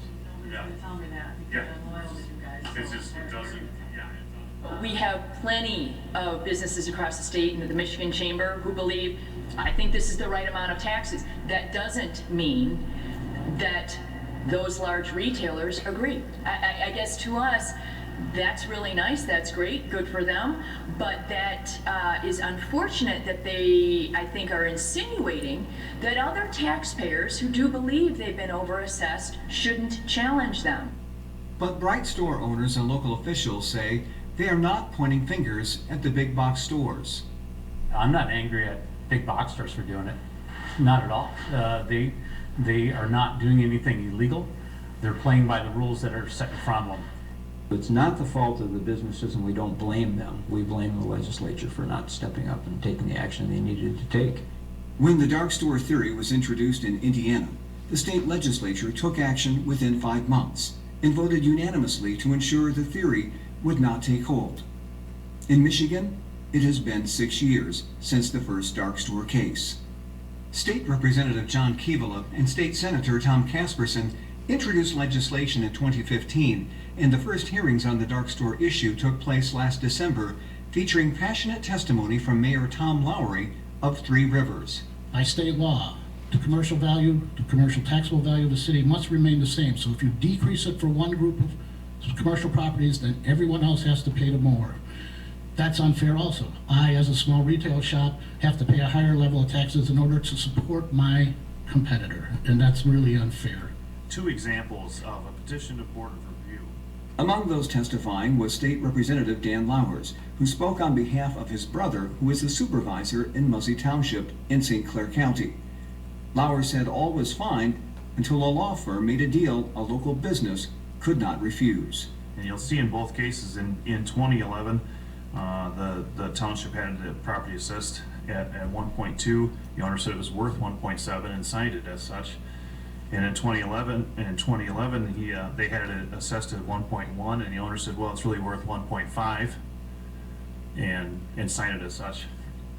And then a firm comes along and says, hey, I can save you a lot of money if you let me keep a third of that money the first year. I'll get your taxes reduced, and you keep the benefits of that from here on out. What's the owner got to lose? He says, sure, do it. In his testimony before the Tax Policy Committee, former Michigan Tax Tribunal Chief Judge Jack Vancouvering highlighted the disparities between Michigan and neighboring states. Michigan is an outlier. There is no state that values property like we do now. We value Home Depots in the state at $22 per square foot. In their home state of Georgia, they're valued at over $100. We value Lowe's in the state now at $23 a square foot. In their home state of North Carolina, they're valued at $79 per square foot.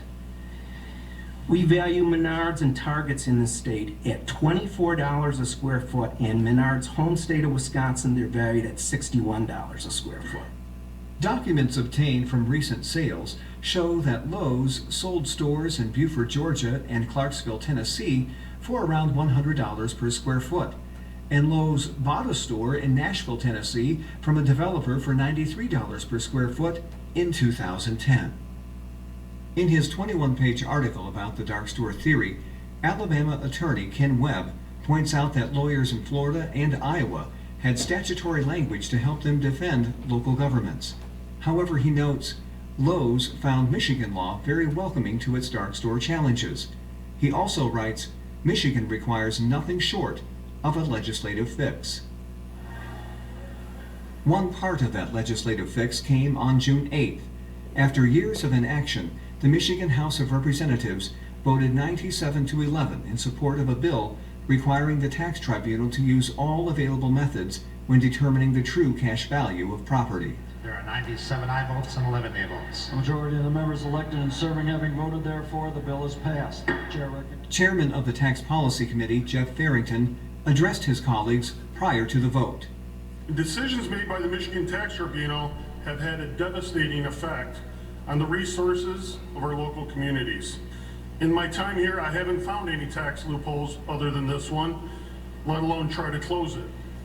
That all changes today. House Bill 5578 truly addresses the closing of a dangerous loophole that, if not stopped, could affect many other properties and ruin the balance and effectiveness of our overall tax system. The bill's author, Representative David Maturin, also addressed House members before the vote. If Maturin's bill becomes law, he hopes it will restore appraisal methods used prior to the tax tribunal's adoption of the dark store theory. I think the tribunal the last 6-8 years or so has taken a different path than what they had in the past, a different path than what most states take when they're adjudicating assessment appeals. again, I've been in the assessing business, working for the Treasury Department, but I've also been a fee appraiser now for the last 30 years, and I would just like to see good, sound appraisal principles, good, sound, highest and best use analysis for both the comparables and the subject property to make sure the comparables are truly comparable. That's why we call them comps, because they're comparable. And right now, I don't think that that what is being used for comparison is actually the same type of property. Maturin says his bill will also offer specific guidance to the courts on deed restrictions. The deed restrictions are huge, and to simply say, well, the assessors didn't make a good enough case, when the cases I've looked at least they've put forth information, that says, hey, the comps the other side is using, they got all these restrictions on them, and then for the tribunal to kind of say, well, they really don't matter, or the case, they didn't make a good enough case, so we're not going to pay any attention to those restrictions. I think is something that the tax tribunal should be doing. I mean, they're a valuation court. They're not just a normal court. They're a valuation court. And I think that, in my opinion, they've got an obligation to look at sound appraisal principles. And if they see something that should not be used as a comparable, then it shouldn't be used. Maturin is a co-chair of the House Tax Policy Committee and highlighted the issue of deed restrictions during a tax policy hearing. When this potential comparable has deed restrictions, property will not be used for grocery store or supermarket, wholesale club, discount department store, pharmacy, any business whose principal residents are from the sale of alcoholic beverages. And then go further on to define, but not limited to, sale of dry, refrigerated, frozen groceries, meat, seafood, poultry, produce, delicatessen, bakery products, refrigerated, frozen dairy products, grocery products. Well, I'm getting to that. Well, there's a little bit left. Selling a full line of hard and soft goods, clothing, cards, gifts, electronics, garden supplies, furniture, lawnmowers, toys, health, beauty aids, hardware items, bath accessories, and auto accessories. And it's good for 25 years. As a recognized appraiser, former member of the State Board of Real Estate Appraisers, do you think that's a good comparable to use for your relatively new, unencumbered store? It's not a good comparable, no. Okay. Would it surprise you that the ultimate use for that was light manufacturing? It wouldn't surprise me. Would it surprise you that that's been accepted by the tax tribunal as a perfectly good comparable for a relatively a couple-year-old big box store? As I started my talk here, I think the current problem comes from bad comps, bad rulings, and the MTT stuck on a certain mentality. Unlike Indiana's legislation, Maturin's bill will not reverse decisions that have already been made. But Representative John Kivila still feels it is important to get the bill signed into law as soon as possible, because smaller chains like auto parts stores and restaurants are seeking similar tax reductions. I remind people that this started with big box stores. And if people think it's going to end there, they're fooling themselves. However, a Michigan Court of Appeals decision in May indicates the tide may be turning. The appeals court ruled the Michigan Tax Tribunal's decision regarding the cash value of this Menards store in Escanaba was not supported by competent material and substantial evidence. The case has been remanded back to the tribunal with instructions to use the correct legal principles in determining the true cash value of the store. The appeals court ruling was cause for celebration among local leaders and bright store owners in Escanaba. Well, it has been a long battle for many of us, and without the collaboration and cooperation of everybody in the UP, because Marquette has been battling this, Brady Township is battling this, City of Escanaba is battling, and it's coming down the pipe much more. And unfortunately, it was always viewed as a UP problem, but it's a problem of the state of Michigan. What you have here is also consistent with the tribunal's constitutional role. Jack Vancouvering, who served as legal counsel for several Upper Michigan townships, credits the tenacity of UP leaders and citizens for progress on the dark store issue. You have county commissioners and city council people that demand their voice be heard. They have single-handedly turned the rest of the state around. A dozen people in the UP speaking out made a big difference. And I think that if you don't do anything, nothing changes. The next hurdle for all communities in the state will come when the Senate votes on its version of House Bill 5578. And while it has a lot of momentum coming from the House, Senator Casperson does expect some resistance in the Senate. I'm not so sure we'll ever get everybody on board on this, because I do believe some folks like it the way it is. those that benefit from it, and would like to see it stay status quo, but I just see that being a slippery slope, and I see no end in sight if we don't deal with this. And other states, like Alabama, will be watching closely. Since 2013, Lowe's has filed nearly 80 appeals in 20 counties. If you would like more information about this issue, you can go to boxedin.news or contact your local township office. You can also contact the office of your state senator to let them know your thoughts on this issue.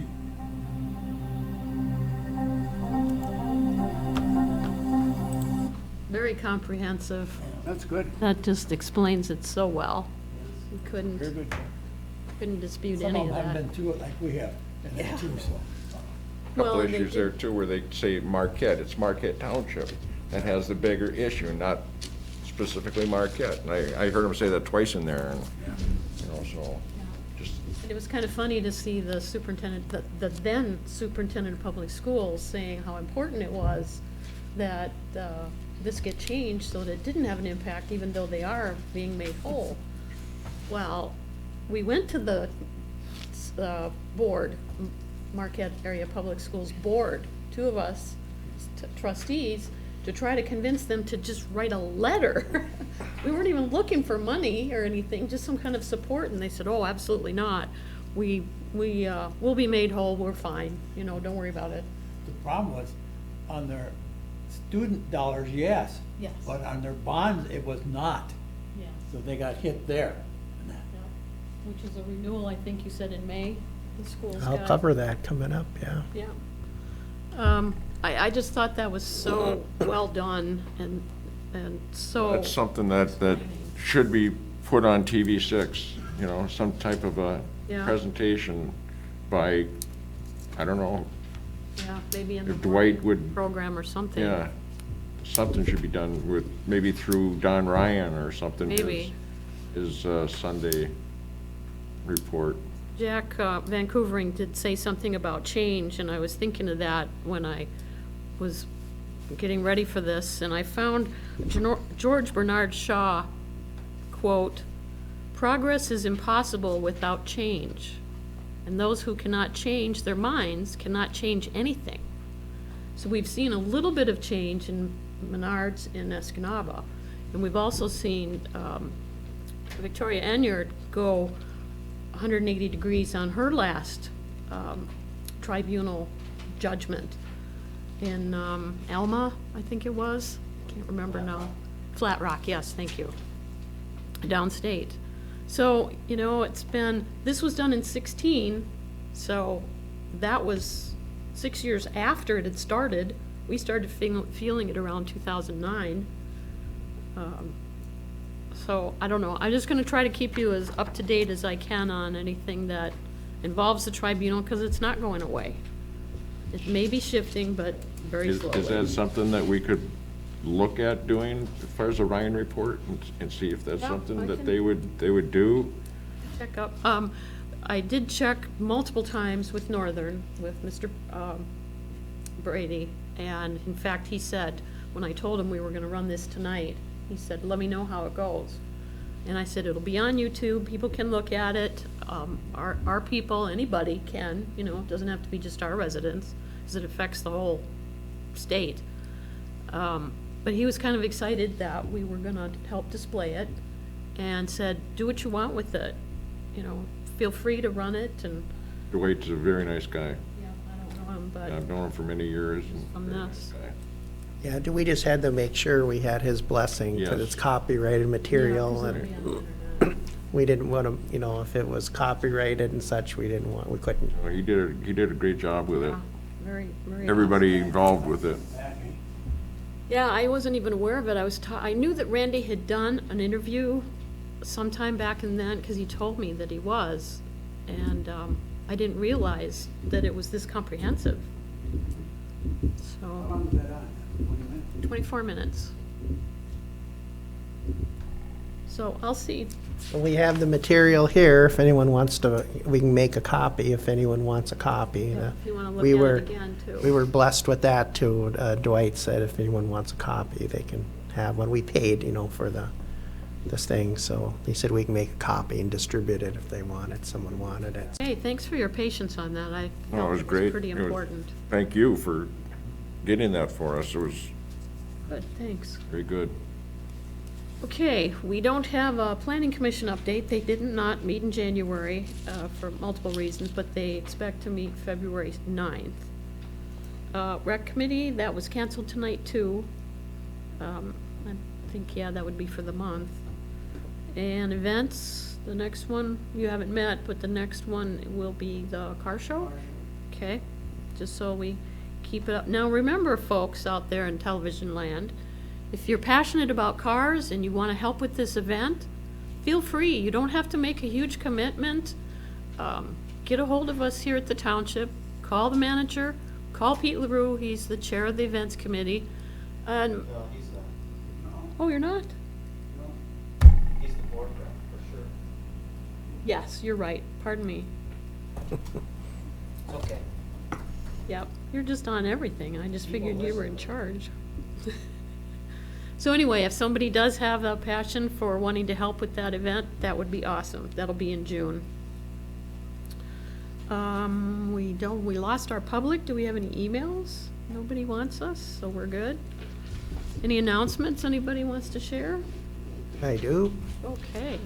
So speaking of the dark stores, yesterday I emailed the county clerk and she advised me that there is going to be a school election May 3rd, and that's going to be, I think, for their sinking fund. So again, revenue shortfalls, they have to renew their sinking fund millage, so that's going to be on the docket for May 3rd.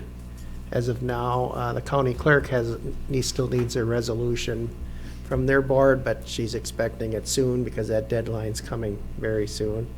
So we will have 3 elections this year: May 3rd, August 2nd, which is the primary, and November 8th, which is the general. The May 3rd election is not on our dime, so we front the money for the election, but we get reimbursed 100% for it. So the school district will pay all expenses for that. So we won't have to have a budget amendment for that. But August and November are ours, so we will be paying for that. And that's all I have. What does that end up costing them roughly? Do you know? For us, it's going to be probably, I want to say, between $4,000 to $6,000 an election by the time it's all done. Okay. So it is an expensive, Coming out of their pocket. it's an expensive proposition, but if they get it passed, that's part of their thing, so. Ernie? We have a board meeting on May 3rd. We're gonna change that? Yeah, well, we got 2 options. Either my deputy can sit in on it, or we'll just move it to the next night. But I'll probably just have it moved to the next night, so, I think that would be the primary. yeah. Yeah, because when I did the schedule for the board meetings, this was not on the docket at the time, so, well, yeah, we can probably move it to the next day, but I'll make that agenda item for probably the first meeting in April. Once you know it's official. Once I know it's official, yeah. Okay. Any other announcements? Okay, manager's report. You have my written report. I will summarize it for you briefly. First, we are working on some updates to the policies and procedures manual. Supervisor Grant and I have met once already. We have some edits that are almost ready to go. We have some clarifying to do on prior revisions to make sure that we have the right version of the document.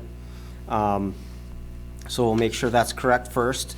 ARPA funding, I think that's the big news of the month, in that the U.S. Department of Treasury has sort of taken some of the restrictions off how we allocate and spend our ARPA funding. As you recall, we're getting somewhere just over $400,000. We have half of that we received last year. The second half will be received this year, approximately 12 months after the first distribution. The new rules from the U.S. Department of Treasury allows any ARPA distribution under 10 million to be declared as a standard allocation in lieu of doing the revenue loss calculation, so that the funds can be used for general government services. Meaning, we choose what project we want to commit, project or projects we want to commit those funds to, and then we do our reporting, tracking the expenditures moving forward. And we still have a few years to allocate the funding, and 2 more years after that. I think we have until 2024 to allocate it and until 2026 to spend it. So we'll be talking about that a little bit more next week. We have some priorities for you to consider, or some projects for you to consider prioritizing, I should say. Recreation, I think Lenny already covered most of it, but he and I did meet with a member of the Little League. It sounds like they are between the Little League, Superior, I think it's Superior Softball or Superior Fast Pitch, and the high school softball teams, because they are a pay-to-play program and they don't have their own facility. They're all working together now with a plan to help improve our Lions Field softball complex beyond what it already is in exchange for another long-term lease. If you see what they're proposing to do, and we're hoping to get them here to give you a presentation to show you what they did down at the Legion Field in the city. I believe it was last year. Maybe Clerk Rattari can correct me on that if it's not the right year, but significant improvements in a very short period of time with 6-figure type costs associated with it. So you're going to have to decide, are you willing to take in-kind contributions in lieu of rental fees? And I think they will also demonstrate to you that they contributed far more than their last agreement required. So until you hear it from them, I think you should at least just be aware that they've got some big ideas of how they want to even make our field better in exchange for use of it during their part of the season. And we will hopefully have something for you to consider soon, but not without a presentation from them first. The last thing is Schwemmwood Park is on the list of NMU Center for Student Enrichment Program. It's something they have to get students out breathing fresh air. If they go to 3 of their selected sites and scan the QR code at those sites, they get entered into a drawing. The fact that NMU chose one of our facilities, I thought was a great idea. The more traffic we get, the more recognition we get. It's certainly a park for passive recreation that would be perfect for people that are looking to get out and clear their heads, especially right now. So that's all I have, and I'm happy to take any questions. Questions for the manager? Go ahead, Pete. How much time do they want on the field? How much? It would be I don't have that information, but it's the same schedule that they've had before. So the high school season happens at the end of the school year, so the spring, it's a spring sport, and then Little League takes over through into July maybe. And Yeah, the high school season, Pete, starts if late April, if the I snow. just don't want to tie up so much that people in the township can't use it. No, and Yeah. and it's just a small part of the year. I mean, after July, middle of July, most parts, they're done, the field's open. So, I mean, they just, between May, June, basically just end of April, May and June, and maybe the first part of July is a little bit tight. But after that, it's pretty much open the rest of the year. And, I mean, for the improvements, I'll piggyback on what our manager said. I know some people in this group, and at the Legion Field in Marquette, I think they've invested over $100,000 into that facility. New batting cage, new infield, new irrigation system, and and that's for a field they don't even own it. Then they just turn it over to the city, and then they maintain it. But I know for us, I think they were looking at doing some of the same things. Get a batting cage, And this will be in their presentation, but batting cage, maybe help us, maybe a new infield, get right field graded and up instead of going downhill. And just improve that facility, maybe rebuild the press box and maybe put a double decker there with a concession stand or something. So they got big plans for that facility, and I think it could be the premier softball field in this area. So that's pretty big for a nice neighborhood park. So I think that's, I think when we see their presentation, I think it'll be worth our while to give them a long-term lease for the investment they're gonna put in, because it's just win-win for both of us. As long as we keep in mind that if we do something like this, and, you know, people are hitting the ball farther, we have to put a double fence out there, so, to protect the kids on the other side. Well, And the only reason I bring this up is because, about, you know, how much time, it reminds me of when I was seeing this little, this father bringing these two kids down from the ice rink crying, and what's wrong? Let's walk. And they said, well, they're playing hockey up there and the kids can't ski. And I thought, oh, jeez, you know, that. And I think of that all the time. It's just only when this subject like this comes up, so. Well, there'll be plenty of time for Yeah. other things there. I think we should also be aware that this organization is not requesting a proprietary lease. They are requesting a long-term agreement to use the field during the seasons they need it. And it's not all day that they get it solely for their purpose either. Whereas in Marquette, I think they got a long-term lease. So that's how they got the six-figure investment down there. I don't know that we'll see six figures, but it could be pushing that by the time we're done if they accomplish everything they want to. One of the other things that we as an organization have decided we would like to try to figure out a way to do is replace the outfield irrigation system. If we bought the materials, they said they might be able to help us get the trenching equipment for free. Those kind of partnerships we don't get without these kind of agreements. So keep all of these things in mind, and when they come with their formal proposal, we'll figure out a way. We have trusted legal counsel signed up for another 3 years. 5. They'll help us.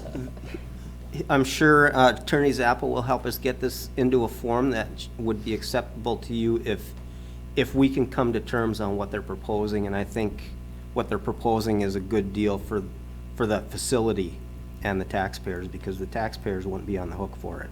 Good. At least a majority of it, I should say. Any other questions for the manager? Would somebody contact Bob Carley or for some answers, or who should he contact? On Oak Hills.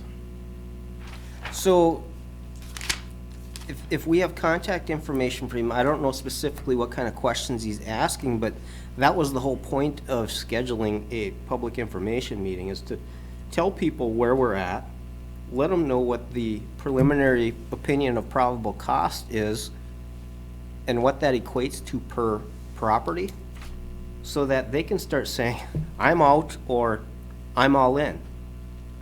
That way we know, is it more than 50% of the people up there or not? Because if it doesn't even get close to 50%, we're wasting our time having future meetings, unless they come back to us with a new number of percentage of willing to participate. So, and I know Attorney Zappa is going to help us through that part of the process too, but that's how it happened in Grandview Circle. There was more than 50% of the residents that wanted it, so the project went forward. When did you hear from him, Pete? Was that recently? Pardon me? Was that recently he contacted you? Yeah, a couple days ago.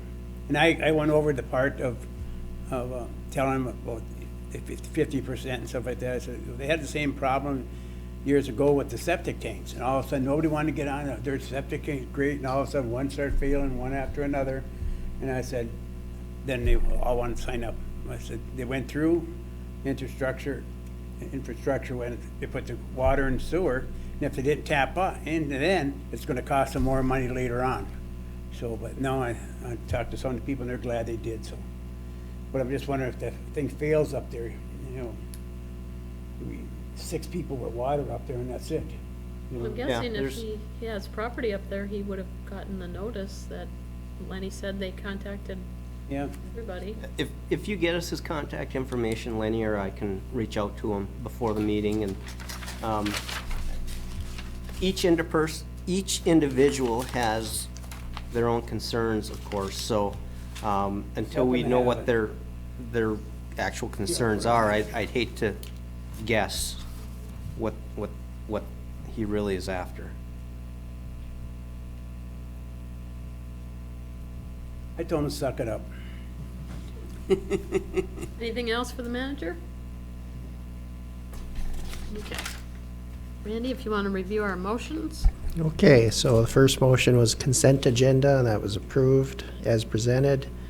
The second motion was approval of the regular agenda as amended, and that was approved. The third motion was to approve the 48-inch zero-turn lawnmower, and that was approved. Fourth motion was to approve the fire truck from Pierce Manufacturing and authorize the manager to sign that agreement, and that was approved. Fifth motion was to authorize the supervisor to write a letter of support for the Marquette Lions Club Park, and that was approved. And the sixth motion was to approve the $6 increase per hour for legal services, and that was approved. I was thinking of that, that's probably immediate increase, right, Roger? As of probably, Well, when I wrote the proposal, I was suggesting that it be effective January 1. So it'll be- Actually, so people can keep track of it. okay, so it'll actually be We've already paid December bill. So it'll be- This will be the next bill. okay, so it'll be retro to January 1 then. Okay, Yeah, that's we fine. haven't gotten January's yet. Okay, that's fine. And there's no action items, and that's it. So far for the next agenda, I've got the LSCP presentation from Megan, and we did reach out to the road commission because this group decided that they were okay with meeting again, so that'll be on the next agenda. They're asking for April 5th or 19th. So we'll talk about that the next agenda, but we're not that far yet.